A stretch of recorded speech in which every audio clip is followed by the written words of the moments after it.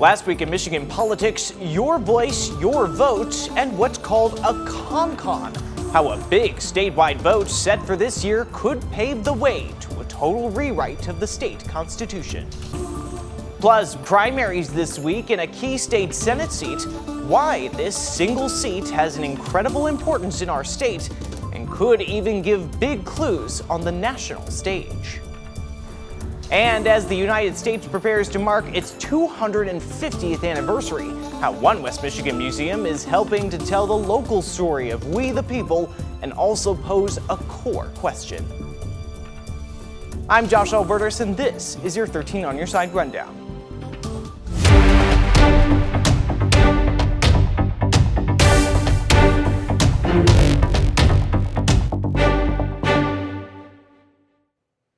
We begin with a unique call for civility.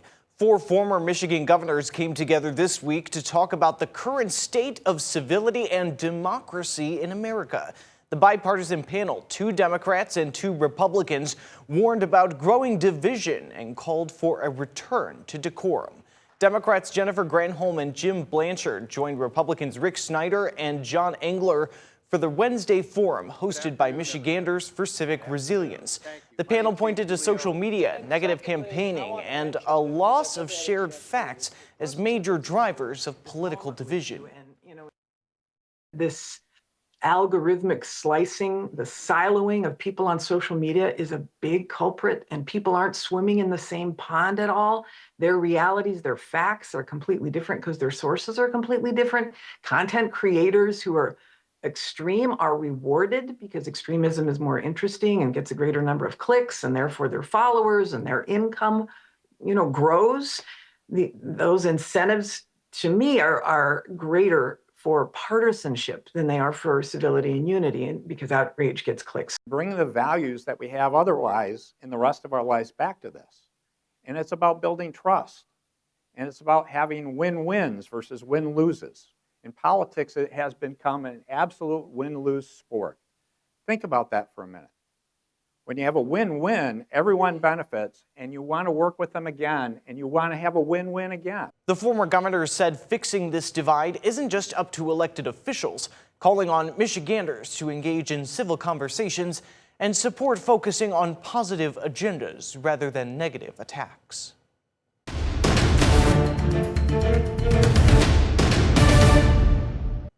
Your voice, your vote, and a special election this week surrounding a key state Senate seat. The major parties had their primaries for the seat this past Tuesday. 13 on Your Side breaks down why that seat has caused so much debate and how it could be very important leading up to the midterms. Let's talk about a single seat in state government that has an incredible level of importance both in Michigan and even perhaps on the national scale. I'm talking about the 35th State Senate District, which includes parts of Bay, Saginaw, and Midland counties on the state's east side. It's been empty since the last senator took her newly won seat in Congress a year ago.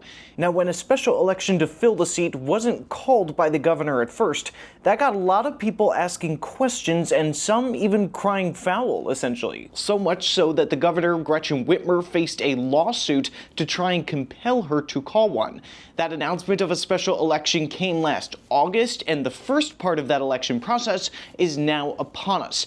Tuesday's primaries, featuring 6 Democrats and 4 Republicans, will decide who will represent each major party in the May election. Now, on the state level, this has the chance to completely redefine power in Lansing. Right now, the state Senate is pretty much as close as you can get, with Democrats holding a slight majority of 19 to 18 Republicans. If Democrats take the seat later this year, they'll enjoy the slim but more comfortable edge they had in 2023 and 2024. But if Republicans take the seat, it's a split 19 to 19, with all senators voting along party lines on a hot button issue. The Democratic lieutenant governor could break a tie, but if just one senator was absent from a vote, one party's 19 members would no longer be the majority of those elected and serving needed to pass a bill on their own, and there would be no tie for the lieutenant governor to break. And just the nature of the seat itself is just as close, it seems. Back in 2022, that now Democratic Congresswoman won this Senate seat by a fairly thin margin, given how evenly divided it seemed to be and its place inside a key congressional district. This process has every potential to be a bellwether for what to expect come midterms later this year. And the unofficial results are now in for those primary elections that could determine the Senate's balance of power. Chedrick Green is the projected winner of the Democratic primary. It was a crowded field of 6 Democrats on the ballot. The top 4 vote-getters in the unofficial results are there on your screen. Green, a Marine Corps veteran and fire captain, had the endorsement of the former senator who vacated the seat. And on the Republican side, lawyer Jason Tunney is projected to win the Republican primary. Tunney and Green are expected to square off in a special general election for the seat on May 5th. With all the high-stakes elections happening this year in Michigan, you might not know about one of the biggest questions that's expected to be on the ballot. We explain how that one question could lead to a total rewrite of our state's constitution.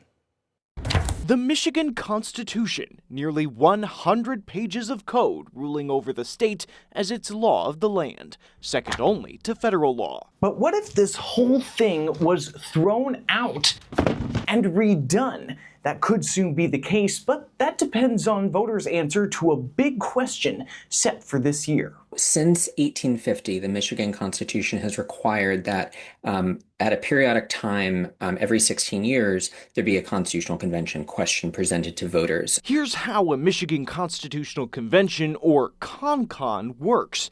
If a majority votes in favor of a convention, voters would then be faced with another election to decide whom they will send to it. One delegate would be elected from each state House district and each state Senate district for a modern total of 148 delegates. They can consider the whole thing. They can propose whatever amendment they want to the Constitution. They can shred the Constitution and totally start from scratch if they want to. Those delegates would meet on the first Tuesday of the next October, or earlier if the law allows. They're able to meet for, whatever period of time within reason is ultimately to facilitate agreement on something. Whatever new amendments or constitution that the majority of delegates agree on would then need to be put to statewide voters for final approval. But if they don't end up agreeing, then nothing is ultimately submitted to the voters for their consideration. But such a convention hasn't happened in Michigan since the early 1960s.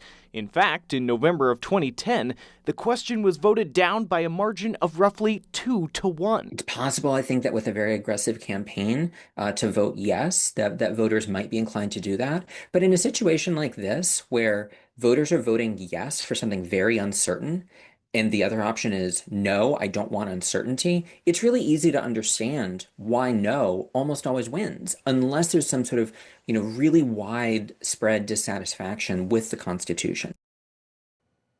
Governor Gretchen Whitmer is issuing a response to President Donald Trump's suggestion that Republicans should try to federalize elections. Under the U.S. Constitution, states control the times, places, and manner of elections for Congress. Congress can make regulations in certain areas. Trump made the suggestion after ballots from the 2020 election were seized by federal agents in Fulton County, Georgia. In a statement released this past week, Whitmer said elections will be run safely this year, as they have been since the founding of Michigan 189 years ago. Michigan Secretary of State Jocelyn Benson talked about the issue this week on CNN. So we welcome transparency, we welcome questions about the elections, but we really need to center on facts and ensuring that facts and the law are followed in protecting citizens' ability to hold their leaders accountable. And I'm grateful for leaders on both sides of the aisle who agree with that, see with that, and will stand by that. Some state Republican lawmakers have called for federal oversight of Michigan's elections, essentially arguing Benson's position as both Secretary of State and as a candidate for governor is a conflict of interest, and she may not be trustworthy to administer the election fairly. A statewide audit involving both Democratic and Republican county clerks in Michigan confirmed the 2020 election was fair and secure, and that Joe Biden won the state. Last week, protests happened in cities across the nation against immigration and customs enforcement, better known as ICE. People here in West Michigan were joining in, walking out of school, closing businesses, and using their voices. 13 on Your Side's Micah Cho was at a protest Friday along Division Avenue in Grand Rapids.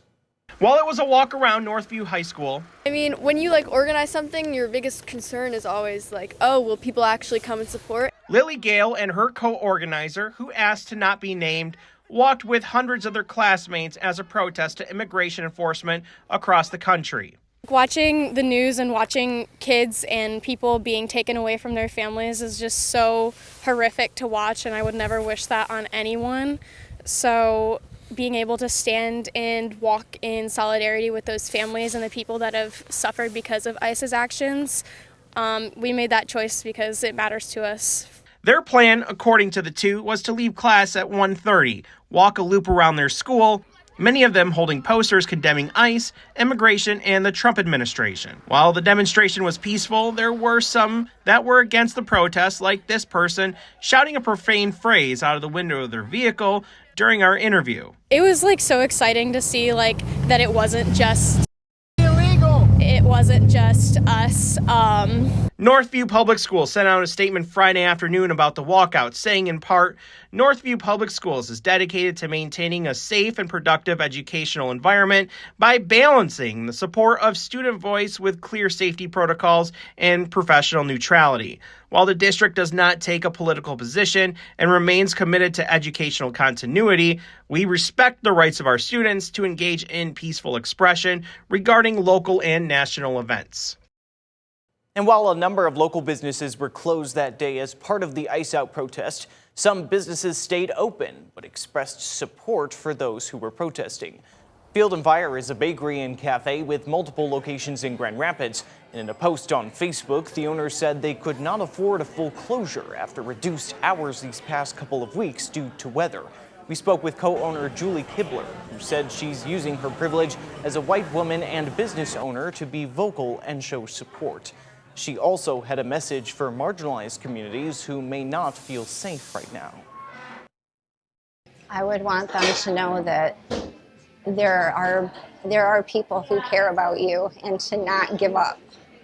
I know it's really hard, but just stay home, stay safe, try to be connected with the organizations that can help provide food and help provide money for bills, and that you do have people standing behind you and who want you here and want you to be safe.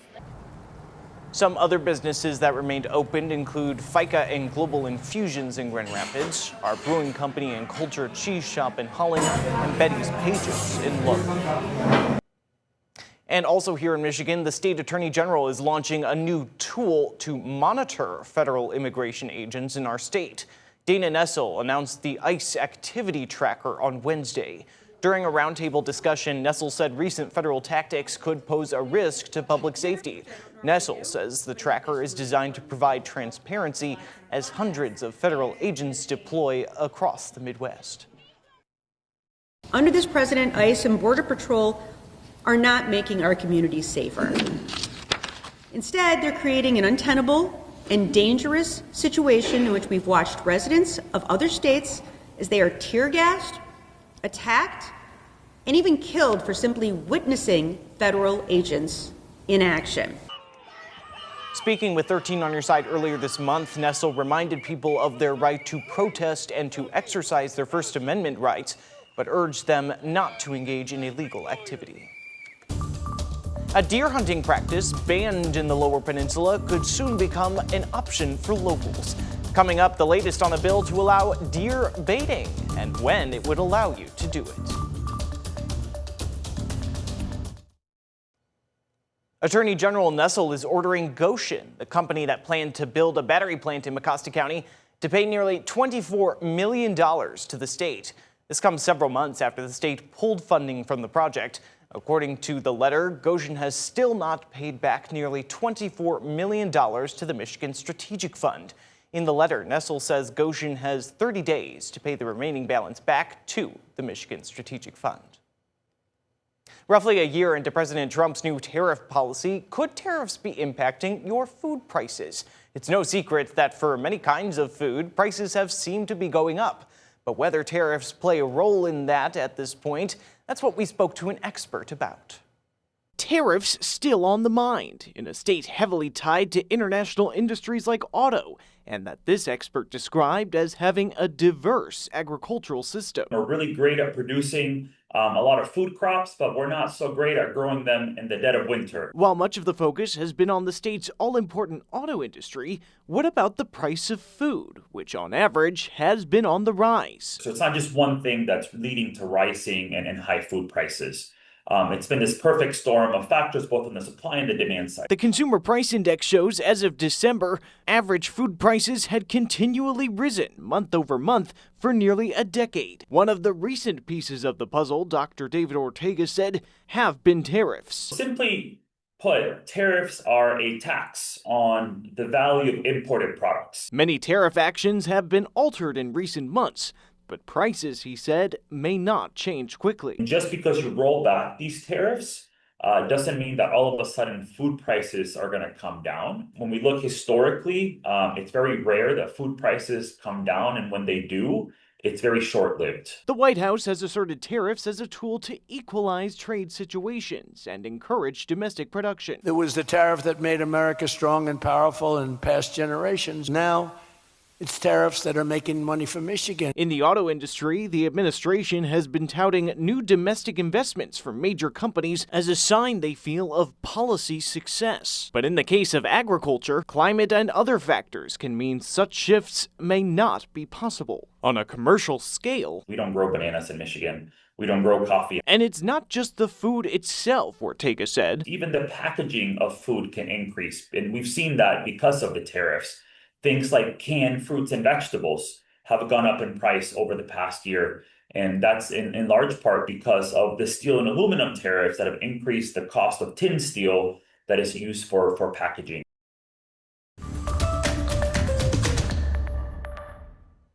At the state capitol, a deer hunting practice banned in the Lower Peninsula could soon become an option for locals. Deer baiting involves laying out food to attract and help take deer.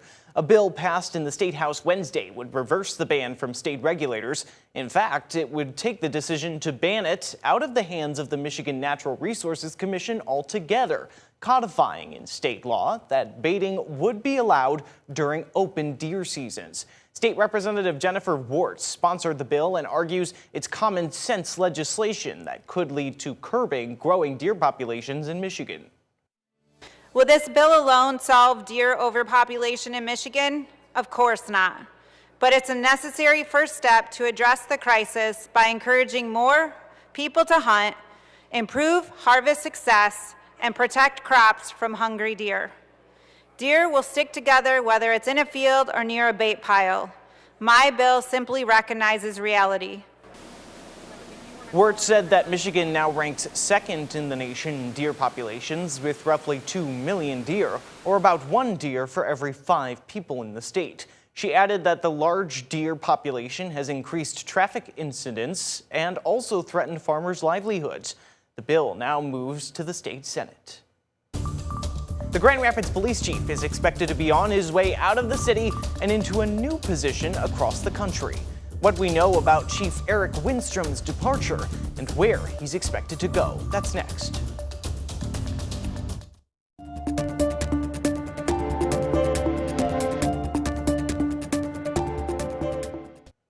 In Door Township, the community is letting leaders know what they think about a proposed Microsoft data center.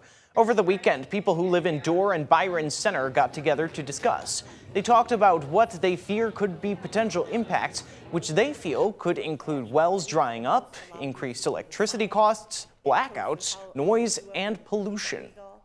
And we'll help every single community that reaches out because we're going to keep Michigan pure Michigan. It will never be a dumping ground for big tech.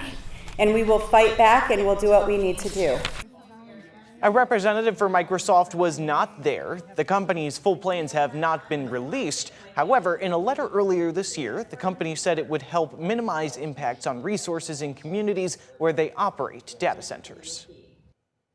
After about 4 years, Grand Rapids Police Chief Eric Winstrom is officially moving on. The mayor of Pensacola, Florida, officially introduced him as that city's new chief during a news conference last week. That means Grand Rapids will now start looking for Winstrom's replacement.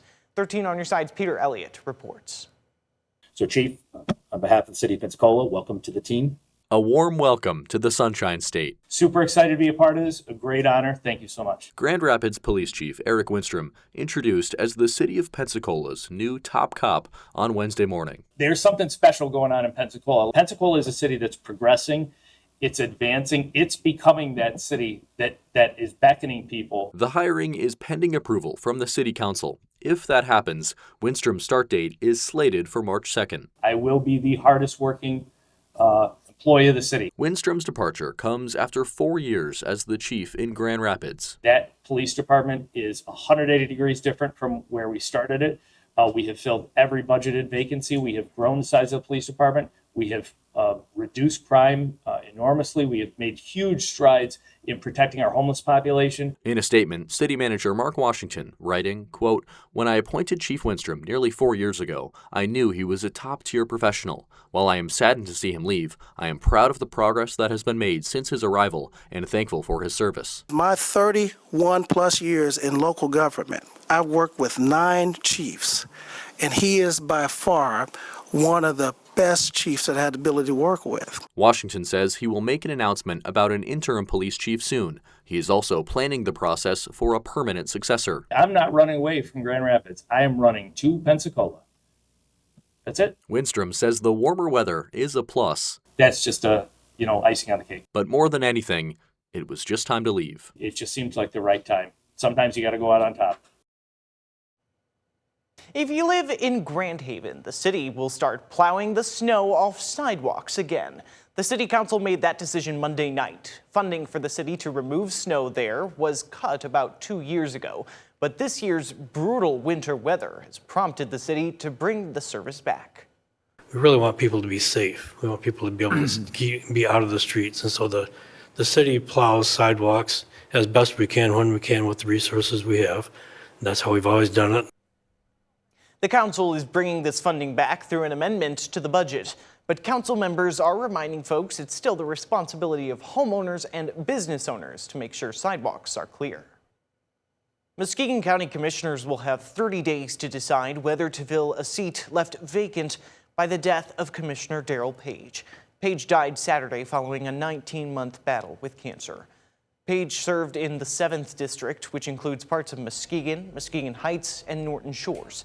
The clerk's office says commissioners can fill his position now or wait until the August primary for someone to run for the seat. If the commission picks someone, that person will have to run in August. Darrell Page had 2 years left on his term. Continuing coverage now on the West Michigan communities that are set to lose fire service on March 31st. The village of Sand Lake will no longer respond to fires and other emergencies in Ensley, Pearson, and Nelson townships. We also learned that the city of Cedar Springs will not consider providing coverage to the area. 13 on your side's Nick Nelson went to Ensley Township and has details on the recent developments. With only 2 months until the village of Sand Lake's fire contract with Ensley, Pearson, and Nelson Townships expires, the future of fire and EMS service in the area remains uncertain. We're stunned that we're in the position that we're in, but we're rapidly moving to build a new fire department. At a board meeting Tuesday, Ensley Township officials said an offer proposed by Nelson Township to buy the Sand Lake Fire Department was rejected by the village. However, Sand Lake Village Council member Marcia Helton said at Ensley's meeting that she didn't even see Nelson's proposal as a council member. I did not get it emailed. I can't speak for the rest of the council, but me personally, I did not see it from our president. In another development, the city of Cedar Springs announced it would not expand coverage to the Sand Lake area after being asked by the village to do so. Tim Newton, Ensley Township trustee, says this is welcome news to ensure the townships can move forward with building their own fire service. The villagers now can stand up and say, we want our fire department and we want it with Pearson Township and the other 2 entities. It should have never been separated, and that's where it is. There is no joy in it. Although he says the Sand Lake Village president rejected Nelson's offer, he's still hopeful that Nelson Township can buy the Sand Lake Fire Department. It's what's best for all. At this point, it's 100% what's best for all. And the villagers need to hear that you stand a huge chance of not being covered, period. And Helton, the Sand Lake council member, believed it's time for the village to sell the fire department to Nelson Township. This summer will mark 250 years of the United States, and historians have been hard at work preparing to highlight and educate on our shared history. Up next, how one local museum is using money from a state-backed program to highlight the semi-quincentennial and help tell the local story of we the people. As the United States marks 250 years as a nation, communities across West Michigan are reflecting on what it means to be an American by looking back at their past. We traveled to one local museum to see how they're aiming to help tell the local story of how we came to be we the people.